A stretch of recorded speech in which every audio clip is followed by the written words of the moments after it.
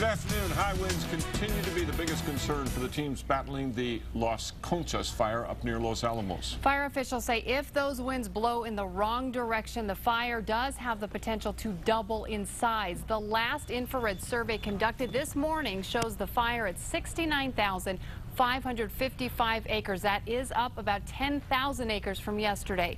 And officials were able to do a better survey of the buildings destroyed. They've determined they include 12 homes. The rest were outbuildings. Most of them are in the Cochiti area where the fire started. At this point, no buildings in Los Alamos or on Llano property have burned, and crews have been able to contain 3% of the fire.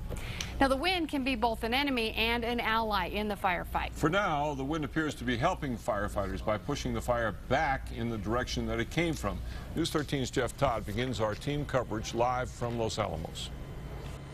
The wind shift has been a gigantic deal. Now, for a majority of the past 3 days, this has been a view that we would have never been able to see, especially this morning.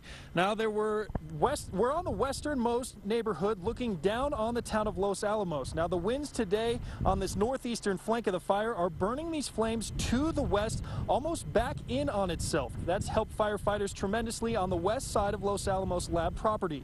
Today, fire officials decided they were going to try and establish a larger perimeter along Highway 501. Crews put down what's officially called a black line, but you and I may know it as basically starting small fires in front of the fire break to burn out all that fuel before the big fire reaches the area.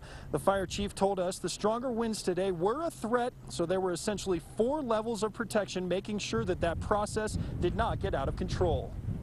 One of the downsides of blacklining is spot fires, and that's why we have the crews there to pick them up right now. We have helicopters ready to go, we have bucket drops, everything, so we're prepared to handle a spot fire on the lab.